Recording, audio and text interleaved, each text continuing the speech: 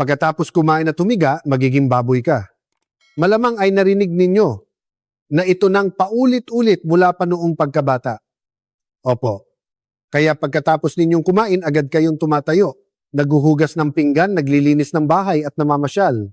Pero ang hindi ninyo alam, ito pala ay unti-unting pumapatay sa inyong utak. 37%, 37% ng mga pasyente ng stroke ay nakaranas ng paulit-ulit na pagkahilo bago sila atakihin at mahigit sa 80%, 80% sa kanila ang binaliwala lamang ang senyales na ito. Ang mga masisipag ang unang bumabagsak. Ang mga tapat sa trabaho ang unang natutumba. Ang mga hindi nagpapahinga ang pinakaunang bumibigay. Kung panonoorin ninyo ang video na ito hanggang dulo, simula bukas ng umaga, makakahiga na kayo ng may kumpiyansa pagkatapos kumain. At malalaman ninyo kung bakit ang 20 minutong iyon ay mas mabisa pa kaysa sa gamot. Paki-subscribe po at i-like ang aming video. Sige po, magsimula na tayo. Magandang araw po, ako si Professor Rodrigo Lim mula sa Gintong Kalusugan. Hayaan ninyong ibahagi ko muna ang kwento ng isang tao. Mayroong isang 71 taong gulang na ginang si Aling Lourdes Reyes na mahigit 40 taon nang nagtitinda at naglilinis ng isda sa farmers market sa Cubao. Sabi ng mga nakakakilala sa kanya, kahit walang batas, mabubuhayan ng matino. Siya ay isang taong halos hindi mo makikitang nakaupo at nagpapahinga. Kabilang siya sa henerasyong natutunan na ang pagpapahinga ay katumbas ng katamaran. Ngunit isang araw napansin niya na pagkatapos kumain, tila nagiging blanko ang kanyang isipan. Noong una, 1 o 2 beses lang ito nangyari. Inisip niyang dala lang ito ng pagod. Ngunit unti-unti dumalas ito. Isang araw pagkatapos kumain ng isang mangkok ng goto, pagtayo niya umikot ang kanyang paningin. Napakapit siya sa gilid ng kanyang basang pwesto para hindi matumba. Sinubukan niyang kumain ng mas maraming karne, bumili rin siya at uminom ng mga food supplement. Pero hindi pa rin bumuti ang kanyang pakiramdam. Isang araw, napaupo na lamang siya sa sahig ng palengke. Hindi niya ito masabi sa kanyang mga anak. Ayaw niyang mag-alala sila kaya tiniis niya ito ng mag-isa. Ngunit isang umaga, napadaan ang kanyang anak na babae sa palengke. At nakita si Aling Lourdes na nakaupo at tila nanghihina sa harap ng kanyang pwesto. Dinala siya agad sa ospital ng araw ding iyon. Sumailalim siya sa blood test, ECG at maging CT scan. Ang resulta, walang nakitang problema. Marahil karamihan sa inyo ay mapapanatag kapag narinig na normal ang resulta ng pagsusuri. Ganon din ang naramdaman ni Aling Lourdes. Ngunit may isang mahalagang bagay tayong dapat tandaan dito. Ang ibig sabihin ng normal na resulta ng pagsusuri ay wala kang malubhang sakit sa kasalukuyan, ngunit hindi ito nangangahulugan na ligtas ka na sa hinaharap. Ang pagkahilo ni Aling Lourdes ay hindi simpleng pagod lamang. Ito ay isang signal mula sa kanyang utak na humihingi ng tulong. Sinabi ko kay Aling Lourdes Ginang, hindi na po ito issue ng pisikal na lakas. Kulang po sa dugo ang inyong utak. Kulang sa oxygen. Hindi sapat ang daloy ng dugo. Kung magpapatuloy po ito mapanganib, ang utak mismo ang yumayanig sa buong katawan para ipaalam ito. Habang naririnig ko ang kanyang kwento, bumigat ang aking dibdib. Isang taong hindi nagpahinga sa loob ng 40 taon. At ang kanyang kasipagan ang siyang sumisira sa kanyang utak. Kung gayon, bakit nga ba tayo nahihilo tuwing pagkatapos kumain? Ipaliwanag ko ng malinaw ang dahilan. Ngayon, subukan ninyong ikuyom ng mahigpit ang inyong kamao. Mararamdaman ninyo ang init sa inyong palad. Ito ay dahil nag-iipon ang dugo doon. Ang laki ng isang kamao ay katumbas ng laki ng ating utak. Ito ay 2%, 2% lamang ng ating kabuuang timbang. Ngunit, ang maliit na kamaong ito ang sumisipsip ng 25%. 25% ng dugo na ibinubomba ng puso. Kinukuha rin ito ang 20%, 20% ng oxygen. Ibig sabihin, ang utak ay isang organ na nangangailangan ng napakaraming enerhiya. Kaya naman kapag bahagyang naputol ang supply agad, itong nagdedeklara ng emergency.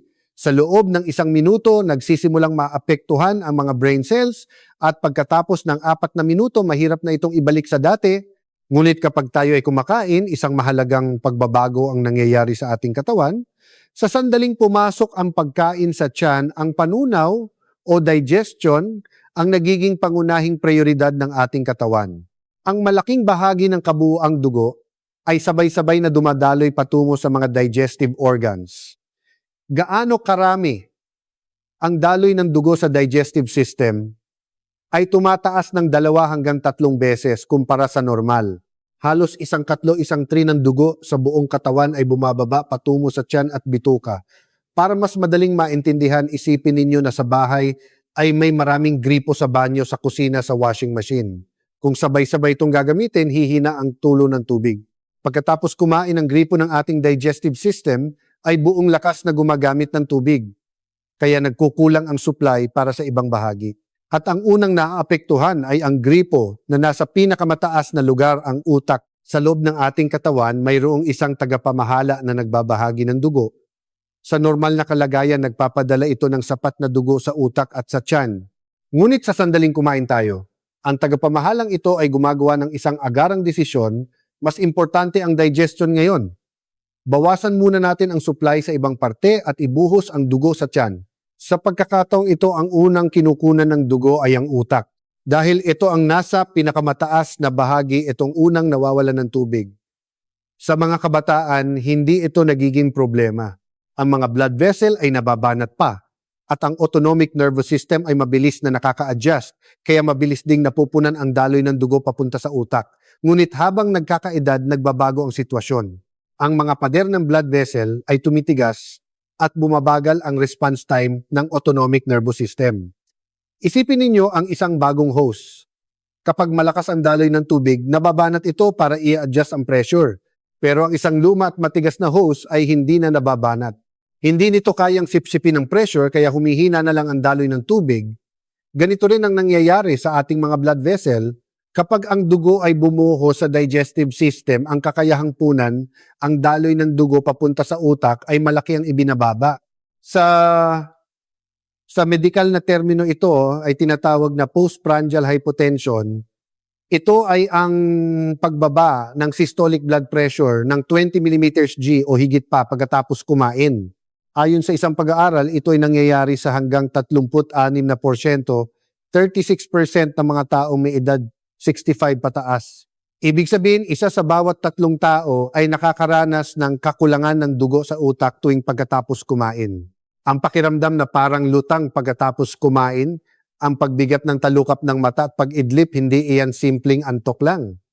Ito ay senyales na ang utak ay pumasok sa energy saving mode. Dahil kulang sa dugo, binabawasan nito ang sarili nitong aktibidad. Naranasan nyo na ba na pagkatapos mananghalian, pakiramdam nyo ay sobrang bigat ng inyong ulo at bumabagsak ang inyong mga talukap? Malamang inisip ninyo na dala lang ito ng edad. Hindi po ito dahil sa edad. Ito ay dahil ninanakawan ng dugo ang inyong utak. Ito mismo ang nangyari kay Aling Lourdes. Kapag kumakain siya, ang dugo ay napupunta sa kanyang tiyan, kaya nagkukulang sa oxygen ang kanyang utak. Dahil dito nagiging blanko ang isip niya at umiikot ang kanyang paningin. Ito rin ang dahilan kung bakit hindi ito nakikita sa mga pagsusuri sa ospital. Kapag sumasailalim sa pagsusuri, kadalasan ay nakafasting tayo. Ang pagbabago sa daloy ng dugo na nangyayari pagkatapos kumain ay mahirap matukoy sa mga karaniwang pagsusuri. Kaya mas lalo itong mapanganib. Normal ang resulta ng pagsusuri, pero ang utak ay unti-unting nagkukulang sa oxygen tuwing kumakain. Isipin ninyo ang isang natuyot na bukirin. Hindi ito bigla ang natutuyo. Unti-unti itong nagkakaroon ng mga bitak. Lumalaki ang mga siwang at isang araw tuluyan na itong natutuyo. Ganito rin ang utak. Sa bawat kain, nagkukulang ito sa dugo. At sa bawat pagkakataon, nagkakaroon ng maliliit na bitak ang mga brain cells. 3 beses sa isang araw, sa loob ng isang taon, mahigit 1,000 beses na natutuyo ang utak. Kung magpapatuloy ang ganitong estado, ito ang kahahantungan. Ang mga blood vessels sa utak ay unti-unting hihina at isang araw bigla na lang itong babara o puputok. Iyan ang stroke. Ngunit tulad ng isang bukirin na nabubuhay muli kapag diniligan ng utak, ay nagsisimulang gumaling kapag naibalik ang dugo. Huwag kayong mag-alala. Ang katotohanang nalaman ninyo ito ngayon ay simula na ng pag-iwas. Ang kasipagan ni Aling Lourdes ang siyang nagpagutom sa kanyang utak. Ang henerasyon na itinuring na birtud, ang hindi pagpapahinga, ang siyang nasa pinakamalaking panganib. Ngayon, ibibigay ko sa inyo ang solusyon. Ang paraang ito ang nagpabago sa mga sintomas ni Aling Lourdes. Pagkatapos kumain, humiga lang kayo ng 20 minuto. Kapag sinabi ko ito karamihan ay ganito ang reaksyon. Hindi ba't magiging baboy tayo kapag humiga pagkatapos kumain? Hindi ba't katamaran iyon? Hindi po. Hindi ito katamaran kundi isang estratehiya. Ipaliwanag ko kung bakit. Ang ating puso ay nasa gitna ng ating dibdib. Ngunit ang utak ay nasa tuktok ng ating ulo. Ihambing natin ito sa isang apartment building. Ang puso ay ang bomba sa basement. Ang utak ay ang penthouse sa ika-10 palapag. Kapag tayo ay nakatayo o nakaupo, kailangang iakyat ng bomba ang tubig hanggang sa ika-10 palapag. Kailangan itong labanan gravity. Sa normal na kalagayan, kaya nitong gawin iyon. Ngunit pagkatapos kumain, iba ang sitwasyon. Malaking bahagi ng dugo ay nasa digestive system na. Para bang kulang sa tubig ang bomba? Isang bombang kulang sa tubig ang kailangang mag-akyat ng tubig sa ika-10 palapag habang nilalabanan ang gravity, natural magkukulang ito. Iyan ang dahilan ng pagkahilo pagkatapos kumain. Ngayon kapag humiga kayo, nagbabago ang sitwasyon. Ang puso at utak ay nagiging magkapantay. Hindi na kailangang iakyat ng bomba sa basement ang tubig sa ika-10 palapag. Kailangan na lang itong ipadala sa parehong level. Nawawala ang bigat ng gravity. Dahil dito, kahit na ang dugo ay nakapokus sa digestive system, nakakatanggap pa rin ng sapat na dugo ang utak. Ayon sa mga pag-aaral, sa loob ng 10 minuto pagkatapos humiga ng pahalang ang daloy ng dugo sa utak ay bumabalik sa antas nito bago kumain. Iminumungkahi ko ang 20 minuto para magkaroon ng sapat na oras upang tuluyang maging stable ito. Ikwento ko kung ano ang unang ginawa ni Aling Lourdes. Pagkatapos kumain kahit nahihilo, pinipilit niyang kumilos. Hindi niya pwedeng iwan ang trabaho sa palengke. Akala niya wala siyang oras magpahinga. Lalo lamang lumala ang kanyang mga sintomas. Dumalas ang kanyang pagkahilo at sa bawat atake mas tumatagal ito. Iminungkahi ko na humiga siya ng 20 minuto pagkatapos kumain. Naglagay siya ng isang maliit na higaan sa isang bodega sa gilid ng palengke. Sa loob ng 1 linggo, kapansin-pansin ang pagbawas ng kanyang pagkahilo. Pagkatapos ng 3 linggo, halos tuluyan na itong nawala. Ang pagkahilong iyon na dumarating tuwing pagkatapos kumain. At hindi siya uminom ng kahit isang tableta ng gamot. May isang paalala lamang. Para sa mga may acid reflux, hindi dapat humiga ng totalmente patag. Maglagay ng 1 o 2 unan para maiangat ang itaas na bahagi ng katawan ng mga 15 hanggang 20 degrees. Sa ganitong paraan, hindi aakyat ang acid at sapat pa rin ang daloy ng dugo sa utak, ngunit hindi pa dyan nagtatapos. Habang nakahiga, may 1 kilos na kung idadagdag ninyo, dodobleng epekto. Ito ang manse pose o pagtaas ng 2 braso. Marahil ay magtatanong kayo, bakit kailangan pang itaas ang braso habang nakahiga? Ang dugo ay hindi lang tungkol sa paglabas mula sa puso. Ang pagbalik nito ay kasing halaga rin. Ang dugong lumabas sa arteries ay kailangan bumalik sa puso sa pamamagitan ng veins para maibomba muli ito sa utak. Ngunit habang nagkakaedad, nagkakaroon ng problema sa daan pabalik, ang thoracic cavity o ang espasyo sa dibdib ay unti-unting sumisikip. Dahil sa pagiging kuba at paninigas ng mga tadyang, lumilit ang espasyo sa loob ng dibdib. Ang isang malaking blood vessel na tinatawag na vena cava ay dumadaan sa loob nito. Dahil masikip ang espasyo, hindi makadaloy ng maayos ang dugo pabalik. Para itong isang tunnel sa expressway na sumikip. Maraming sasakyan pero naging 1 lane na lang ang tunnel kaya nagkakaroon ng traffic. Ipaliwanag ko kung bakit mahalaga ang manse pose. Habang nakahiga, itaas ang 2 braso sa ibabaw ng inyong dibdib. Hindi kailangang iunat ito ng todo sa itaas ng ulo. Ipatong lang ito ng komportable sa ibabaw ng dibdib. Ang simpleng kilos na ito ay natural na nagbubukas ng thoracic cavity. Bumabuka ang pagitan ng mga tadyang kaya lumuluwag ang daanan ng vena cava. Ang tunnel ay nagiging 2 lane. Nawawala ang traffic at nagiging maayos ang daloy ng dugo pabalik. Subalit may isang bagay na dapat tandaan. Kung masyadong itataas ang braso sa itaas ng ulo, maaring mas strain ang balikat lalo na para sa mga may frozen shoulder. Sapat na ang bahagyang pagpapatong ng dalawang braso sa ibabaw ng dibdib. Isinabay ni Aling Lourdes ang Manse sleeping method na ito. Sa ika-4 na araw, isang umaga tumawag siya sa akin. Profesor, kaninang umaga, paggising ko, iba ang pakiramdam. Ang gaan-gaan ng ulo ko, hindi ko na matandaan kung kailan ko huling naramdaman ito. Siya ay isang taong sa loob ng 40 taon ay pumupunta sa palengke tuwing madaling araw. Para sa kanya, normal na ang mabigat na pakiramdam ng ulo tuwing umaga. Sa loob ng 4 na araw, nagbago iyon. 20 minutong paghiga, pagkatapos kumain at paglalagay ng braso sa ibabaw ng dibdib. Yun lang ang 2 bagay. Ngunit may isa pa akong kailangang sabihin. Ang paghiga at pagtaas ng braso ay maaaring sapat na. Pero kung mali ang inyong postura habang nakaupo sa maghapon, ang epekto nito ay mahahati sa kalahati. Kung nakaupo kayo sa silya ngayon, subukang kapain ang inyong likuran. Malamang ay may espasyo sa pagitan ng inyong likod at ng sandalan ng upuan. Ang espasyong iyon ay katumbas ng kung gaano nakayuko pasulong ang inyong leeg. Ipaliwanag ko kung bakit ito mapanganib. Kapag ang balakang ay dumudulas pasulong ang pelvis, ay tumatagilid pa atras. Kapag tumagilid ang pelvis, nababaluktot ang likod. Kapag nabaluktot ang likod, nagiging kuba ang balikat. Kapag kuba ang balikat, umuusli pasulong ang ulo.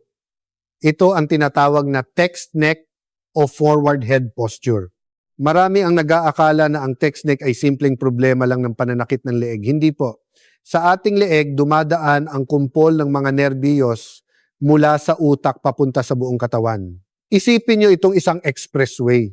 Sa lahat ng ito, ang autonomic nervous system ang pinakamahalaga. Ito ang sistema na kahit hindi natin namamalayan, ay nagpapatibok ng puso, nagkokontrol ng blood pressure, at nagpapatakbo ng panunaw. Ang daanan ng autonomic nervous system ay ang leeg. Kapag nagkaroon ng text neck, ang cervical spine ay nagiging tuwid. Ang buto sa leeg na dapat ay nakakurba, na parang letrang C ay nagiging parang isang tuwid na patpat. Dahil dito naiipit ang expressway ng mga nerbiyos. Nasisira ang balanse ng sympathetic at parasympathetic nerves. Ang sympathetic nerve ang nagdudulot ng tensyon, habang ang parasympathetic nerve ang nagdudulot ng relaxation. Isipin ninyo, ito ang sympathetic nerve ay ang gas pedal, ang parasympathetic nerve ay ang preno.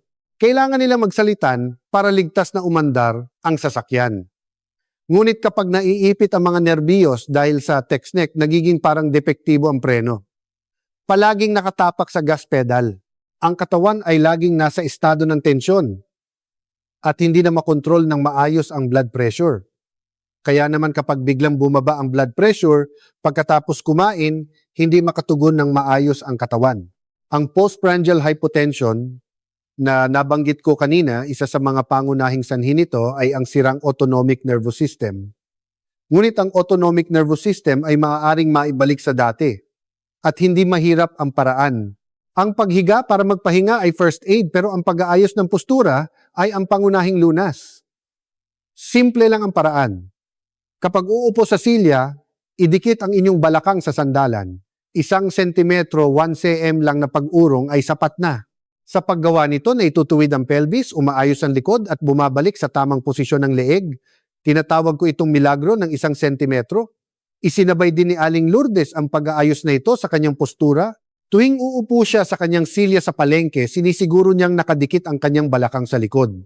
Pagkatapos ng 2 linggo, sinabi niyang nabawasan ang matagal na niyang nararamdamang paninigas ng batok. Ang sakit ng ulo na dati dumarating tuwing hapon ay nabawasan din ng malaki. Dahil lang sa 1 sentimetro sa balakang, nagbago ang kanyang buhay. May isa pang natitira.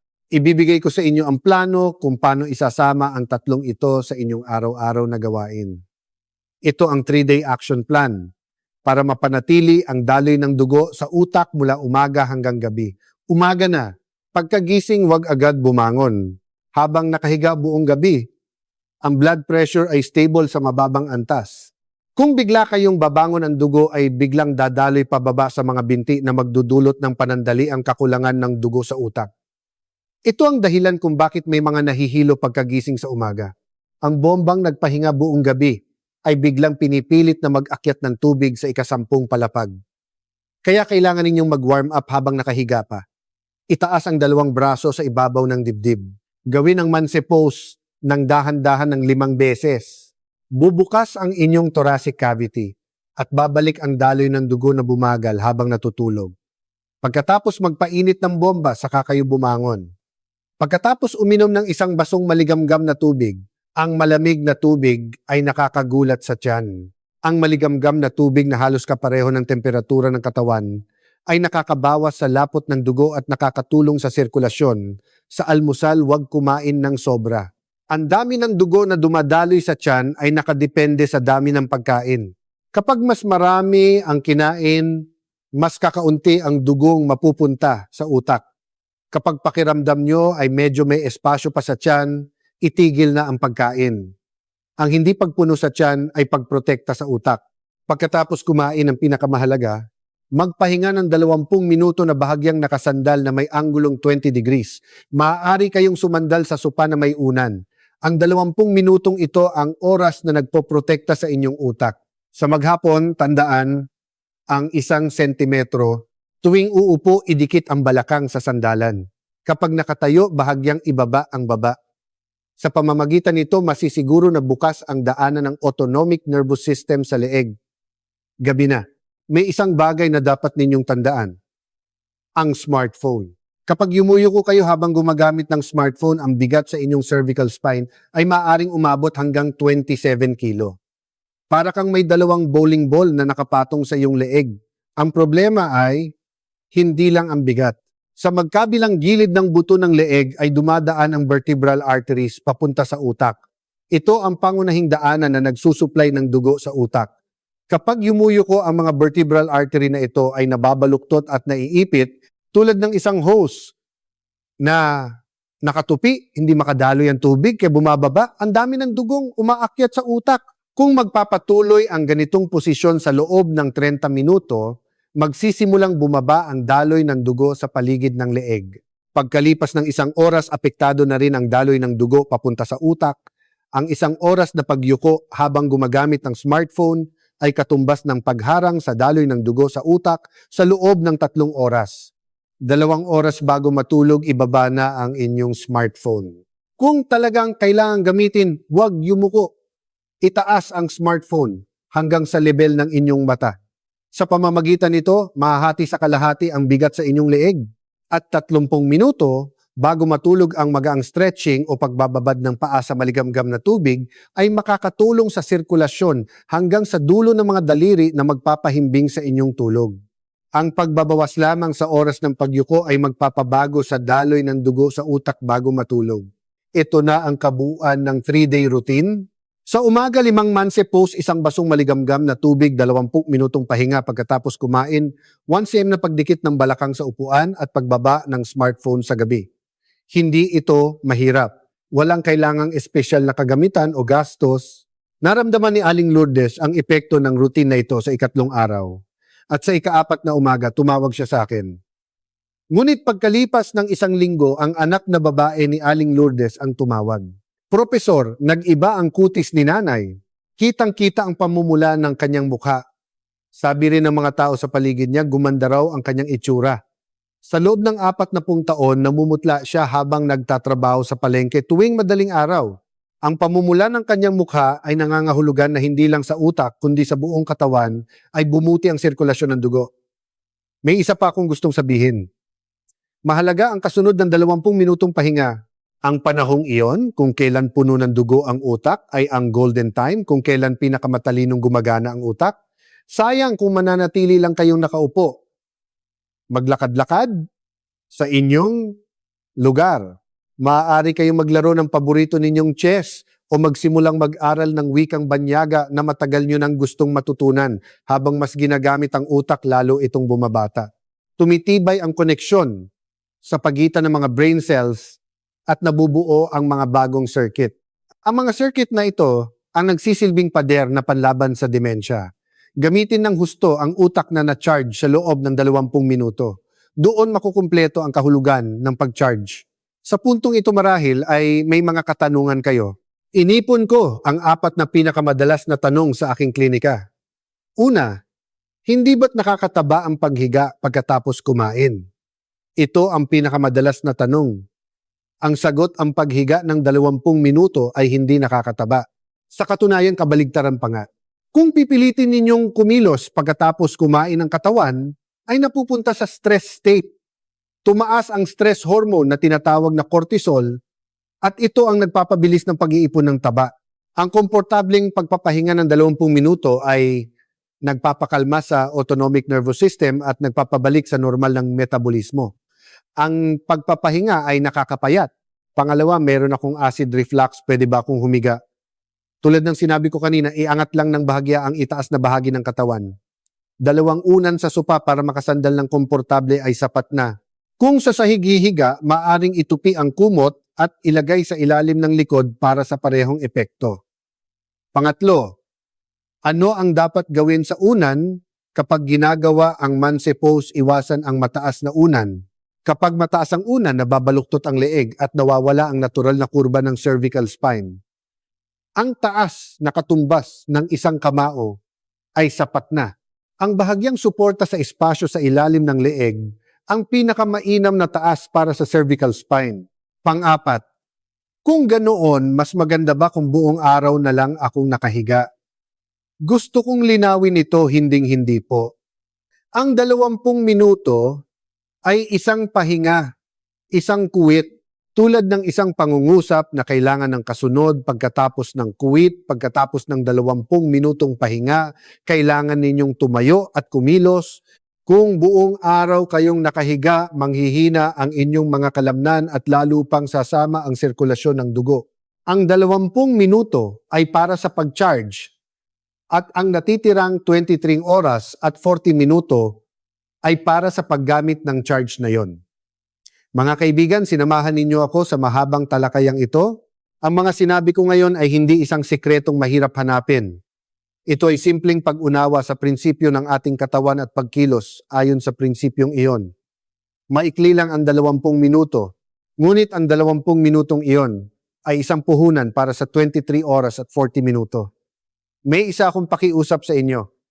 Mabuti ang pagiging masipag, ngunit huwag ninyong hayaang ang inyong kasipagan ang magpahirap sa inyong utak. Ang pagpunta ni Aling Lourdes sa palengke tuwing madaling araw sa loob ng 40 taon ay isang kahangahangang bagay. Ang kanyang kasipagan ay hindi matutularan. Ngunit hindi dapat agawin ng kasipagang iyon ang 20 minuto para alagaan ang sarili. Sapat na ang ginawa ninyo. Gumising kayo ng madaling araw para pakainin ang pamilya nagtrabaho kahit may sakit at isinantabi ang sariling alalahanin para sa mga anak. Buong buhay kayong ganyan. Pwede na kayong magpahinga. Kayo naman ngayon. 20 minuto, yan ay karapatan ninyong magpahinga na nararapat para sa inyo. Kailangan magpahinga ng maayos para mas makakilos ng maayos. Kailangan magpahinga ng maayos para mas matagal na makasama ang mga mahal sa buhay. At kailangan magpahinga ng maayos para matawag ang pangalan ng inyong mga apo ng may malinaw na isipan. Ngunit mga kaibigan, ang simpleng pagtapos ninyo sa video na ito ay nagpapakita na iba na kayo sa karamihan. Sa 100 taong nanonood ng mga health video, wala pa sa isa ang talagang nagsasagawa nito sa loob ng 3 araw. Bukas ng umaga, paggising ninyo, subukan ninyong gawin ang manse pose. Sa 1 kilos na yon, kabilang na kayo sa isa sa 100 iyon. Meron ba kayong naaalalang tao habang pinapanood ang video na ito? Ang inyong ina na laging nagsasabing nahihilo siya tuwing umaga? Ang inyong ama na laging nakakatulog sa sopa? Pagkatapos kumain ang inyong kapitbahay na laging sinasabing, okay lang ako. Ipadala ninyo sa kanila ang video na ito.